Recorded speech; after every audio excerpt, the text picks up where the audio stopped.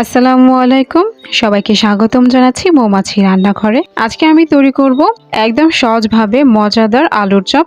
আমি এই আলুর চপের রেসিপি শেয়ার করার চেষ্টা করেছি, আর এর টেস্ট হবে একদম দোকানের মতো। আশা করছি এই ভিডিওটি আপনাদের ভালো লাগবে, আর ভালো লেগে থাকলে আমার চ্যানেলটিকে প্লিজ সাবস্ক্রাইব করে দিবেন। তাহলে চলুন দেখে ফেলি আজকের এই রেসিপিটি।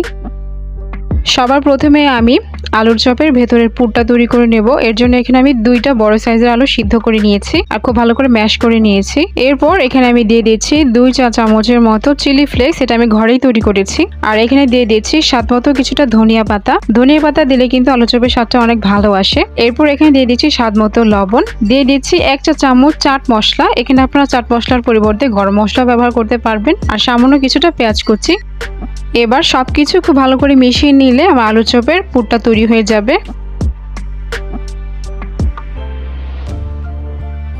সবকিছু মিশিয়ে নিয়েছি। এবার হাতে অল্প একটু আলুর পুরটা নিয়ে এভাবে গোল করে নিয়ে তারপর হাতে চেপে চ্যাপটা করে নিলে আমার আলু চপের এই ভেতরের পুরটা তৈরি হয়ে যাবে। আপনারা এটা ছোট বড় যে কোনো সাইজে তৈরি করতে পারবেন। তো আজকে আমি ছোট ছোট করে তৈরি করছি, কারণ আমার কাছে ছোট আলুর চপ দেখতে যেমন সুন্দর লাগে তেমনি খেতেও কিন্তু ভালো লাগে। এবার আমি বেসনের ব্যাটারটা তৈরি করে নেব।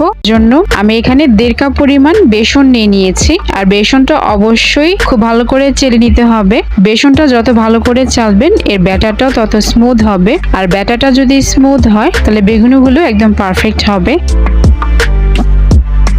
বেসনগুলো আমি খুব ভালো করে চেলে নিয়েছি। এবার আমি এখানে 1/2 চা চামচ রসুন বাটা, 1/2 চা চামচ আদা বাটা,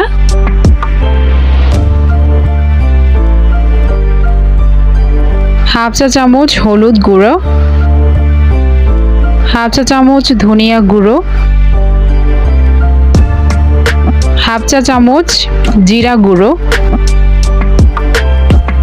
1 চা চামচ মরিচের গুঁড়া,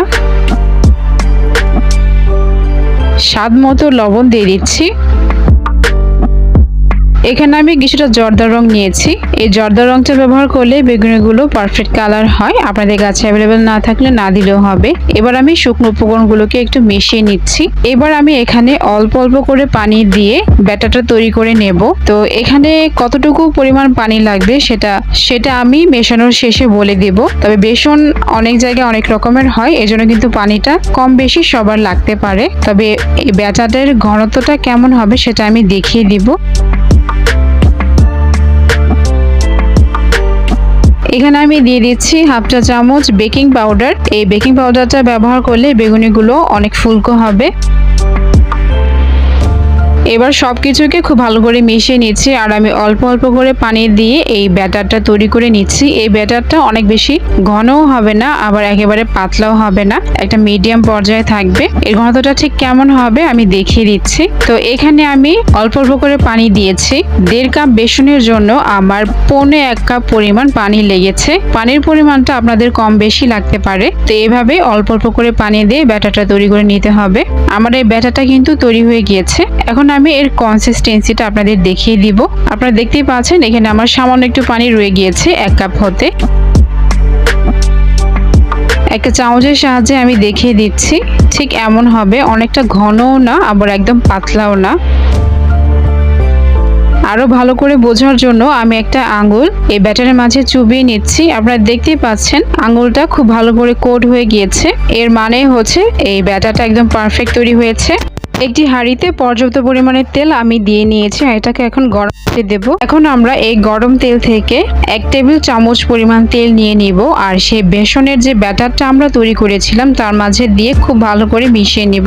এভাবে যদি গরম তেল বেসনের ব্যাটারের মধ্যে ব্যবহার করেন তাহলে বেগুনি বা আলুর চপ যাই তৈরি করেন কেন তা খুব কম পরিমাণ তেল শোষণ করবে, আর একদম মুচমুচে আর পারফেক্টলি তৈরি করতে পারবেন। এভাবে আমি তেলটা দিয়ে এখন খুব ভালো করে মিশিয়ে নিচ্ছি। এতে করে আমার ব্যাটারটা এখন একবারে তৈরি হয়ে যাবে। এবার আলুর চপের চপগুলো একটা একটা করে বেসনের মধ্যে ডুবিয়ে এই পিঠ ও পিঠ খুব ভালো করে কোট করে এই গরম তেলের মধ্যে ছেড়ে দিতে হবে।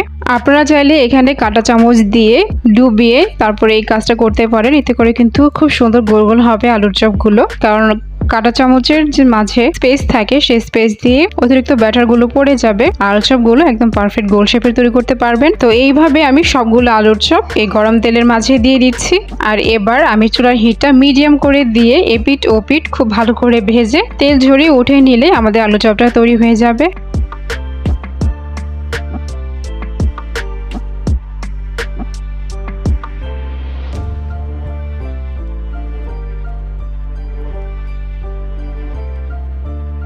তেল ঝরিয়ে আমি আলু চপগুলো উঠিয়ে নিয়েছি, আপনারা দেখতেই পাচ্ছেন। আর আলু চপগুলো কিন্তু হয়ে গিয়েছে। তো আমি একটা ভেঙে দেখাচ্ছি আপনাদের এর ভেতরটা ঠিক কেমন হয়েছে। আর আলু চপের ভেতরে ধনিয়া পাতা ব্যবহার করার কারণে এর ফ্লেভারটা কিন্তু অনেক ভালো আসে। আর আলুর চপগুলো খেতেও মজা হয়। আশা করছি আমার এই ভিডিও আপনাদের ভালো লেগেছে। আজকে এই পর্যন্তই। আল্লাহ হাফেজ।